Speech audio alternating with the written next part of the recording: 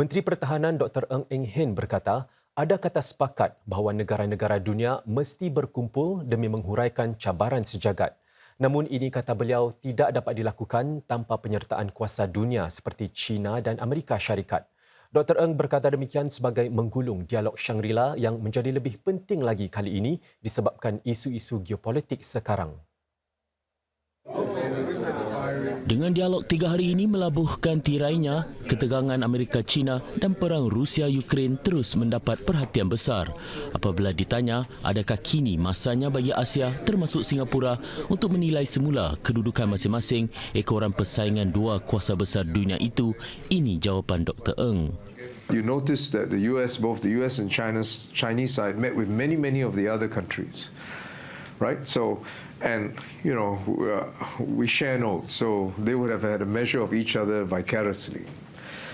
Also, other institutional of the ADMM Plus that we have got a platform that both China and the US are still in, the expert working groups, exercises. So the first point is that what we've invested previously was wise and worthwhile because relations are at ebb.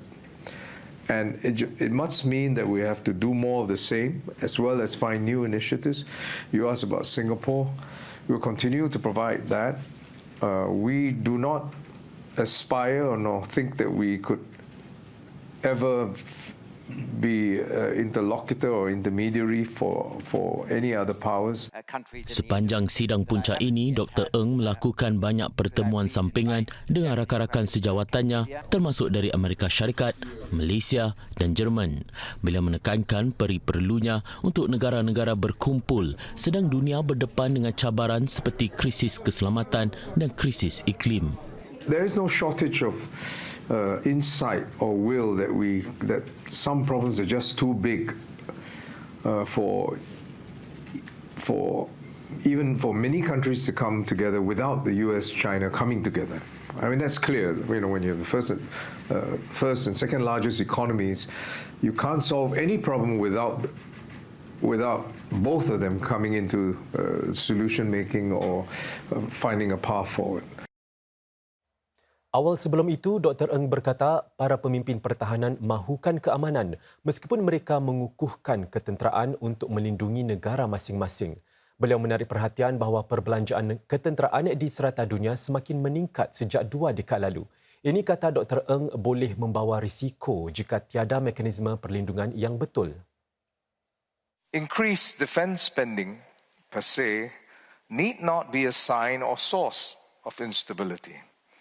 Indeed, core to defence deterrence, which Singapore practices, is an adequate defence budget that deters aggression. But in the absence of a strategic framework of engagement and mutual restraint, cooperation despite competition, that balance tilts away from deterrence and the risk of conflict increases.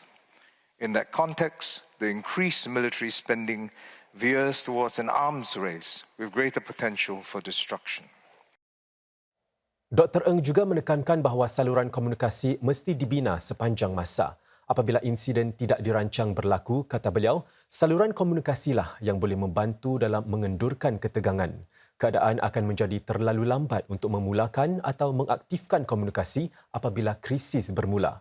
Dr. Ng menarik perhatian kepada merosotnya komunikasi antara Jabatan Pertahanan Amerika Syarikat dan China. Beliau turut menekankan bahawa Singapura dan negara ASEAN lain bukanlah sekadar pemerhati sahaja. Both the US and China have said that they do not want our countries, ASEAN countries, to take sides. But ASEAN member states with a vivid recollection of great power rivalry in our past and the devastating consequences are acutely concerned that worsening relationships between these two powers, US and China, will inevitably force difficult choices upon our individual states.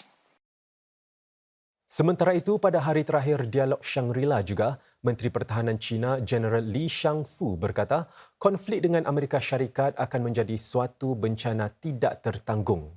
China, kata beliau, sebaliknya mahukan dialog dan bukan konfrontasi. Jeneral Li berkata dunia cukup besar untuk China dan Amerika Syarikat bersama-sama berkembang. Tanpa menamakan Amerika Syarikat, General Lee berkata ada negara suka mencampuri ehwal negara lain. Beliau berkata Peking percaya bahawa kunci untuk negara-negara hidup secara harmoni adalah saling menghormati dan menganggap satu sama lain sebagai setaraf. Dalam pada itu, Dr. Ng Eng Hen hari ini turut mengadakan pertemuan dengan Presiden Timor Leste Jose Ramos Horta. Mereka membincangkan bidang-bidang yang boleh diadakan kerjasama pertahanan. Dr. Ng juga bertemu dengan Perdana Menteri Estonia Kaja Kallas. Mereka berikrar untuk menangani isu-isu keselamatan bersama termasuk ancaman siber. Perdana Menteri Lee Hsien Loong mengutus surat takziah kepada Perdana Menteri Narendra Modi berikutan kemalangan maut 3 kereta api di India. PM Lee menyatakan beliau sangat sedih mengetahui tentang kemalangan di Balasore, wilayah India itu kemarin. Bagi pihak pemerintah Singapura, PM Lee menghulurkan takziah kepada Encik Modi dan keluarga-keluarga terjejas.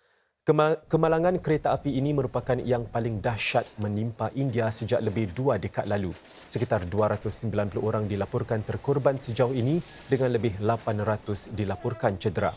Kementerian Ehwal Luar MFA menyatakan buat masa ini tiada laporan mengenai warga Singapura yang menjadi mangsa. Menurut MFA, warga Singapura yang memerlukan bantuan boleh menghubunginya atau Konsulat Agung Singapura di Mumbai. Pertubuhan tidak mengaut untung New Life Stories atau NLS melancarkan siri kedua buku Love Beyond the Walls. Edisi kali ini mengandungi luahan perasaan bapa yang ingin mengukuhkan semula ikatan kasih sayang dengan anak-anak sebelum mereka bebas dari penjara. Buku Love Beyond the Walls, Stories from My Father dilancarkan Presiden Halimah Yacob di acara Hari Keluarga NLS yang pertama di Pulau Sentosa. Ia mengandungi 8 cerita yang ditulis para banduan yang menjalani program pemulihan di dalam penjara kendalian NLS.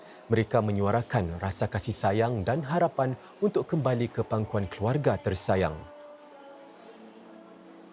Mereka boleh memberitahu nasihat atau kata-kata sayang kepada anak-anak mereka melalui cerita kanak-kanak. Mereka juga membuat recording suara mereka membaca cerita kanak-kanak ini kepada anak-anaknya supaya anak-anaknya dapat dengar suara bapanya, suara ibunya setiap hari supaya dapat hilangkan rindu. Kami ingin memulihkan perhubungan dan retak antara ibu, bapa dan anak-anak mereka sebelum mereka keluar dari penjara. Acara Hari Keluarga ini meraihkan keluarga-keluarga yang mengikuti program pengukuhan keluarga NLS. Ia sebuah program menyeluruh untuk membina daya tahan keluarga menerusi kaunseling dan pendampingan anak-anak. Lebih 120 keluarga sudah dibantu setakat ini.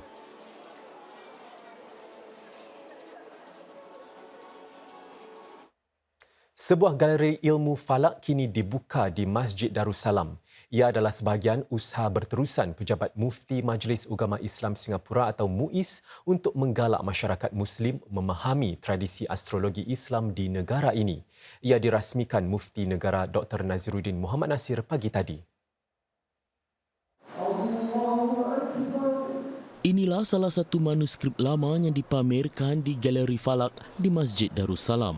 Manuskrip berusia lebih 48 tahun ini dipinjamkan keluarga tokoh ulama setempat almarhum Kiai Ahmad Zohri Mutamim yang juga dikenali sebagai seorang pakar ilmu falak di negara ini.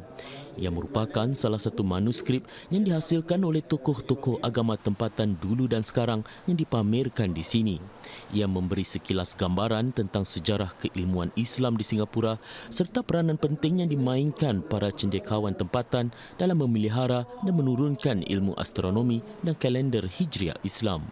Pameran galeri ini bagi mendidik masyarakat tentang pentingnya ilmu falak dan mengapakah terdapat perbezaan berkenaan dengan permulaan hari raya dan sebagainya, dan apakah faktor yang membezakan antara cara penentuan anak bulan di Singapura dan negara selain Singapura. Maka kami harap pameran ini dapat memberikan jawapan serta penerangan yang baik kepada masyarakat kita. Saudara, menerusi galeri ini anda bukan saja dapat lebih memahami pendekatan Singapura dalam menentukan kalender Hijriah, tetapi juga peranan ilmu falak dalam Islam. Di samping itu, sebuah forum mengenai falak turut diadakan. Barisan panelnya termasuk Timbalan Mufti Dr. Aizal Mustafa Kamar, Dr. Firdaus Yahya dan Encik Faizal Uthman. Apa yang diharapkan ialah forum ini dapat memberikan pencerahan dan juga penjelasan kepada hadirin dan kepada masyarakat Islam secara umumnya berkenaan dengan kaedah penentuan awal bulan di Singapura ini yang tidak melanggar syariat Islam sebenarnya. Ia menepati syariat Islam tetapi dengan kaedah yang sedikit berbeza daripada negara jiran yang lebih besar lagi. Para ulama tempatan menurut mereka mempunyai tradisi dan pengetahuan mendalam tentang astronomi dan prinsip-prinsip Islam. Lantaran itu, masyarakat diharap akan terus memberi sokongan dan kepercayaan kepada kepimpinan agama tempatan dan pendekatan yang diambil untuk menentukan permulaan tarikh Islam yang penting. Wisma Geylang Serai sekali lagi menempa nama dalam buku rekod Singapura setelah ia berjaya memecahkan rekod bagi perhimpunan kompang terbesar di Singapura petang tadi. Lebih 700 individu daripada sekitar 40 kumpulan kompang menjayakan percubaan itu.